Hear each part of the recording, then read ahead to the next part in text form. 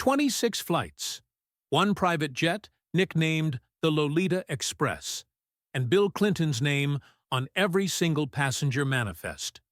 What the FAA flight logs revealed in those 127 seconds would destroy a carefully protected legacy forever. But here's what nobody expected. The number wasn't the worst part.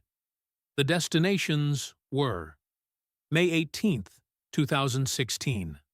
Bill Clinton walked into Fox News expecting a friendly book interview. He had no idea Megyn Kelly was holding 73 pages of classified flight records that would force him to leave the studio in exactly 12 minutes and 33 seconds. The documents in her hand weren't just numbers. They were GPS coordinates to an island where unspeakable crimes occurred. And Clinton's name appeared at the center of it all. But before we reveal what those flight logs contained, you need to understand something crucial. Clinton didn't just fly on Epstein's plane. According to pilot testimony, he had a preferred seat assignment, a customized meal plan. And on at least 5 occasions, he ordered his Secret Service protection to stay behind. Why would a former president deliberately travel without federal protection?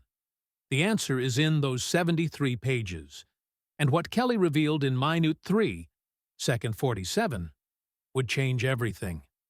11:47 a.m. Fox News Manhattan Studios. The green room hummed with pre-interview energy as Bill Clinton's makeup artist applied powder to his 69-year-old face, covering the slight perspiration from Manhattan's humidity. Clinton's press secretary, Angel Urania, stood nearby reviewing approved topics. The new thriller novel, Clinton Foundation Work in Haiti. Maybe some light questions about Hillary's campaign. Nothing about Jeffrey Epstein. Nothing about private jets. Nothing about Caribbean islands. But in Studio 4, Megyn Kelly sat reviewing a document that would obliterate those careful plans. The Federal Aviation Administration flight manifest in her hands contained 26 entries. Each one showed the same Boeing 727 tail number, N908JE, Jeffrey Epstein's private aircraft. And each manifest listed the same VIP passenger, William J. Clinton. Here's what made these logs different from every other Epstein document. They included GPS waypoints, not just departure and arrival cities, but the exact flight paths. And several of those paths ended at coordinates that matched Epstein's private island, Little St. James, the location that victims would later describe as the epicenter of systematic abuse. At exactly 11:52 a.m., Clinton walked onto the Fox News set like a politician who had survived impeachment, countless scandals, and political warfare that would have destroyed lesser men. His confidence was palpable as he shook Kelly's hand, that famous Clinton charm radiating through the studio. His navy suit was immaculate, his trademark smile ready, his talking points about the thriller novel perfectly memorized. He had no idea that in exactly 3 minutes and 47 seconds, Kelly would ask the question that would end this interview, and potentially his carefully reconstructed reputation. Kelly opened with 2 softball questions about the book Clinton had co-authored. He answered with practiced Southern charm, hands gesturing naturally, smile genuine. This was the Bill Clinton who had charmed millions. But at minute 3:47, Kelly's entire demeanor shifted. "Mr. President, I want to ask you about your relationship with Jeffrey Epstein." Clinton's smile flickered for exactly half a second before political instinct kicked in. "Jeffrey Epstein? I knew him slightly. He was a donor to the foundation. I think I met him a handful of times at most." The answer was smooth, practiced, but completely unprepared for what came next. Kelly leaned forward, holding up the 73-page document. "Mr. President, I have Federal Aviation Administration flight logs from Epstein's private aircraft. According to these official records, You didn't fly with him a handful of times. You flew on Jeffrey Epstein's plane 26 separate times between 2001 and 2003. The number detonated through the studio like a bomb. 26 flights, not one explainable trip, not 2 Foundation-related journeys. 26 documented instances of America's 42nd president boarding an aircraft owned by a man who ran an international sex trafficking operation. But here's what made Clinton's face drain of color. Kelly didn't just have the number. She had the passenger manifests. And the name that appeared beside Clinton's on nearly every flight was about to make this infinitely worse. Clinton's face cycled through micro-expressions: surprise, calculation, defensiveness. "Well, Megyn, I think there's been some confusion about the number of trips." "Mr. President," Kelly interrupted with surgical precision, "these aren't estimates. These are FAA records with dates, destinations, and passenger lists. Let me read some of them. March 19, 2002. Teterboro, New Jersey to Westchester County Airport.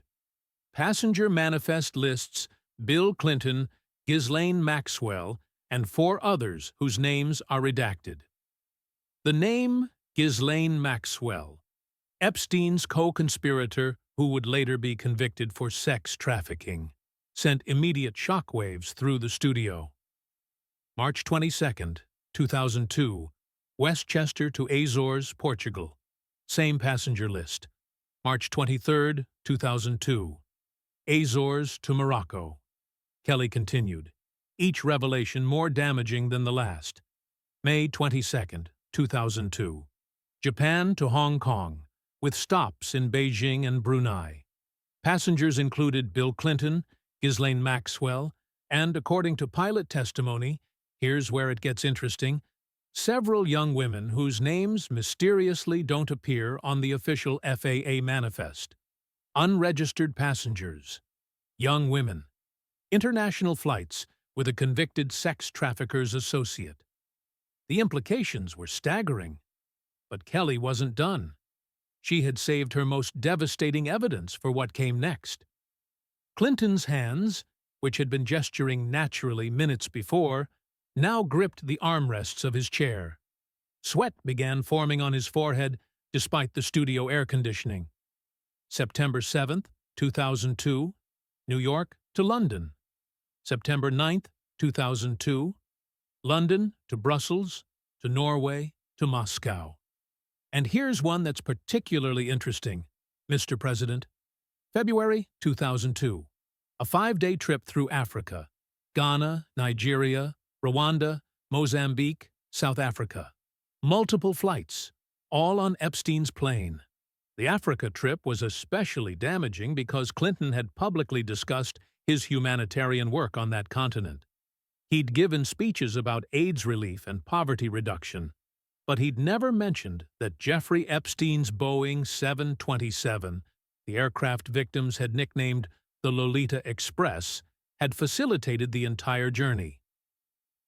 "Now, Mr. President," Kelly pressed forward, "you said you barely knew Jeffrey Epstein, but the pilot of this aircraft, David Rogers, testified in a sworn deposition that you flew so frequently that Epstein's staff had specific instructions about your preferred seat, your meal preferences, and your schedule requirements. Custom meal preferences, assigned seating, staff instructions. This wasn't the behavior pattern of someone who'd flown a handful of times.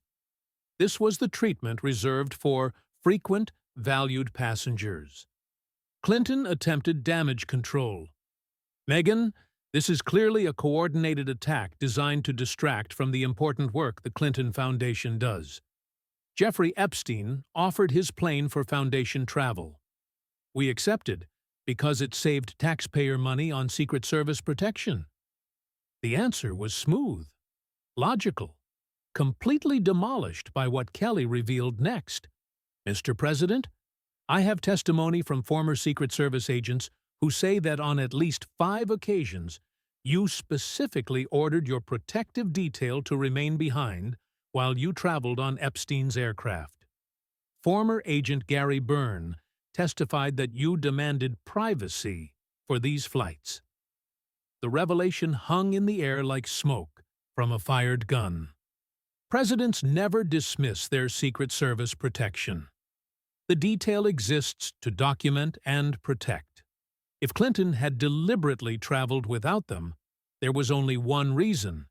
He was doing something he didn't want in official federal records. Clinton's political survival instincts kicked into overdrive. That's absolutely false. I never flew without Secret Service protection. Someone is lying. Kelly held up another document, this one with Department of Homeland Security letterhead. Then explain this, Mr. President. Secret Service duty log from February 2002, showing your protective detail was reassigned to Chelsea Clinton during the exact dates you were flying through Africa on Epstein's plane. The documentary evidence was overwhelming. Every denial was met with another document, another testimony, another flight log that proved the relationship was far deeper than Clinton claimed. Mr. President, let me read from a deposition given by Virginia Roberts Giuffre, one of Epstein's trafficking victims. She testified that she personally witnessed you on Epstein's private island in the U.S. Virgin Islands in 2002. She described the layout, the staff names, and specific details about your visit, all corroborated by flight logs showing Epstein's plane landing in St. Thomas on those exact dates. Clinton's face flushed red. That is a complete fabrication. I never visited Jeffrey Epstein's island. This interview has turned into a political hit job. Then explain why your name appears in Epstein's personal phone book 21 times with multiple contact numbers, your personal cell, your Harlem office, and your personal aide Doug Band's direct line. That's not the contact information of someone you barely knew, Mr. President. 21 phone entries, direct access through multiple channels, the kind of access reserved for close associates, not casual acquaintances. Kelly pulled out her final piece of evidence. And perhaps you can explain this photograph. She held up an image that would be analyzed millions of times. Bill Clinton, Jeffrey Epstein, and Ghislaine Maxwell at a private gathering. Clinton's arm around Epstein's shoulder. Both men smiling broadly. The body language of comfort and familiarity. This was taken at Epstein's Manhattan townhouse in 2002. You're wearing casual clothes.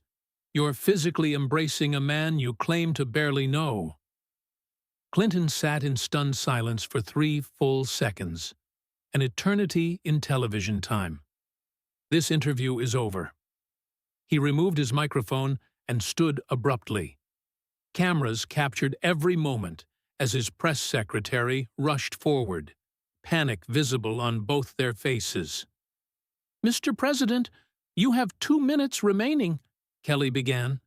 But Clinton was already walking off set, his carefully constructed narrative destroyed by 73 pages of FAA flight logs, Secret Service records, witness testimony, phone records, and photographic proof. The interview had lasted exactly 12 minutes and 33 seconds. Within an hour, Dr. Clinton 26 flights was trending worldwide. The Clinton spokesperson issued their first statement at 2:15 p.m.